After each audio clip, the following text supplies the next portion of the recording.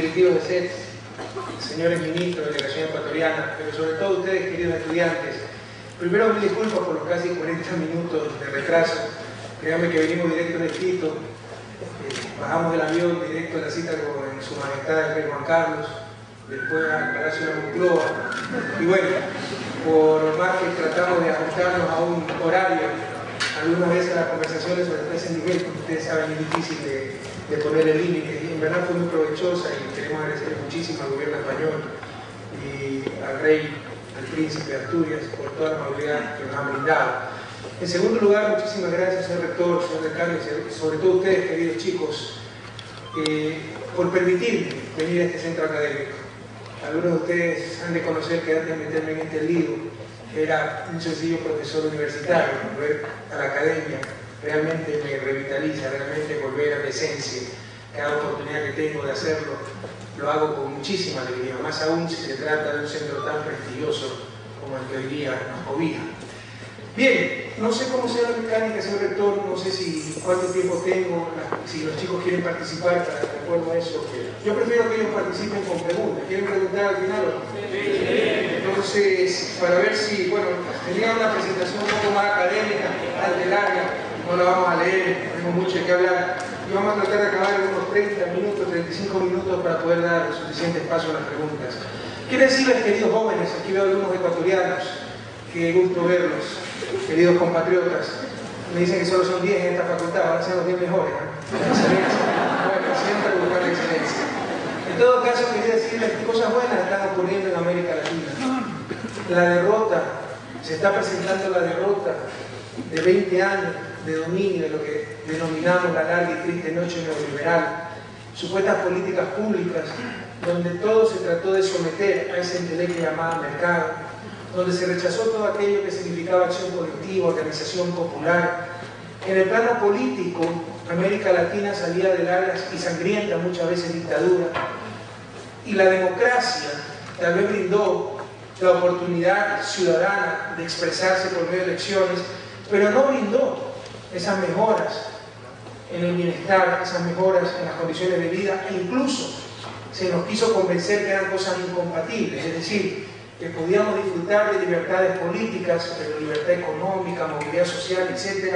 Eso era para otras regiones, no podían darse las dos cosas simultáneamente.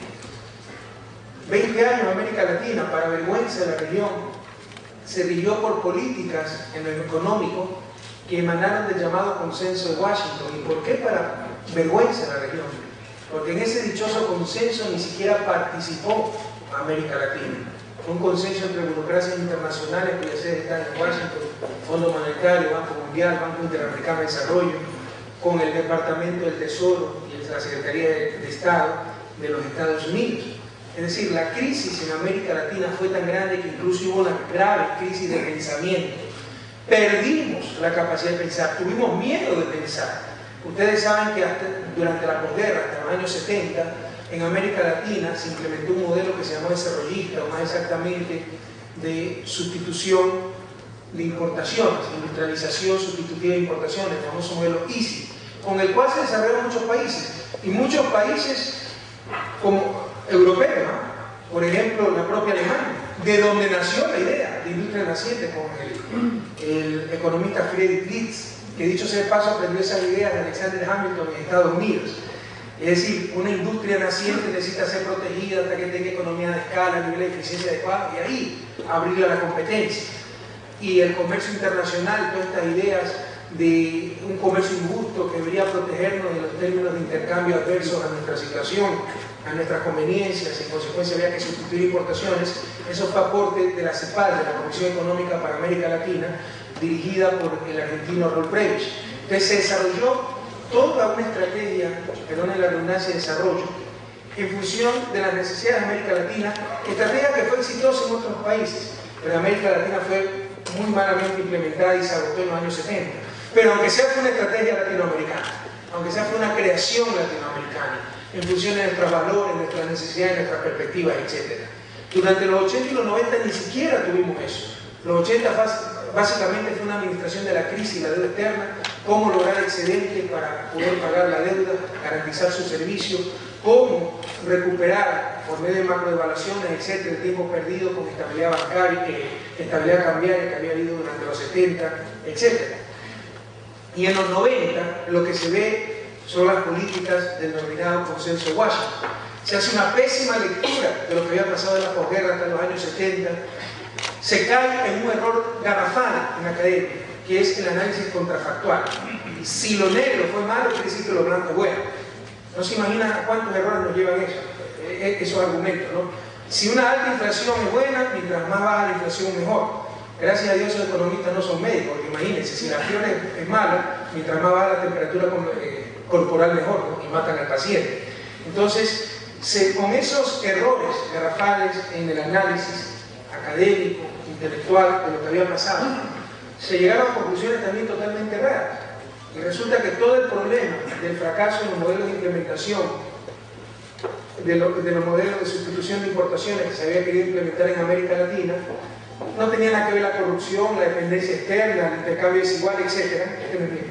Tenía que ver, era el exceso de Estado, la desconfianza en los mercados internacionales, y probablemente había mucha razón en eso, y se va al otro extremo.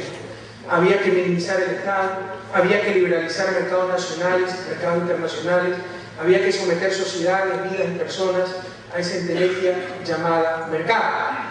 Y se implementa lo que se llama el consenso de Washington con un espectro más amplio, el neoliberalismo, que en su vertiente conceptual filosófica nos dice básicamente que buscar el fin de lucro, exacerbar el individualismo y el resto se hará por añadidura, el evangelio del mercado. Esas cosas pues ya intelectualmente tienen que estar más que superadas. Es imposible entender el comportamiento del ser humano haciendo abstracción, por ejemplo, de su entorno cultural. Existen demasiados problemas comunes para pretender todo resolverlo de una perspectiva individual, por eso es necesaria la acción colectiva. O sea, intelectualmente puede ser desarmar todos los argumentos, los principios filosóficos del neoliberalismo, pero vamos más bien a la práctica. En la práctica, la aplicación de estas políticas fueron un total desastre, y lo que se hizo fue beneficiar a los grupos más poderosos, sobre todo a los sectores financieros, con esta cantaleta de que todo tenía que resolverlo el mercado con la política de sálvese quien pueda. ¿Quiénes eran perdedores? Por supuesto, los más débiles. Con esta política y el simplismo de libre comercio, que para información de ustedes, ningún país desarrollado lo ha aplicado en su historia, empezando por España, continuando por los Estados Unidos. Todos han protegido su industria hasta que han tenido cierto nivel de competitividad y productividad, y ahí sí han entrado a este fundamentalismo de libre comercio, cuando ya tienen razonables probabilidades de ganar en ese juego de libre comercio. Pero para desarrollarse, lo que menos hicieron, insisto, empezando por España y continuando por Estados Unidos, donde se inició el proteccionismo moderno, lo último que hicieron fue liberalizar su comercio, su industria, etcétera, como hoy le exigen a los países en vías de desarrollo. Entonces, con todas estas políticas, en América Latina no se logró superar la pobreza, no se logró atender las necesidades básicas, más bien se logró una gran desestructuración social, tal vez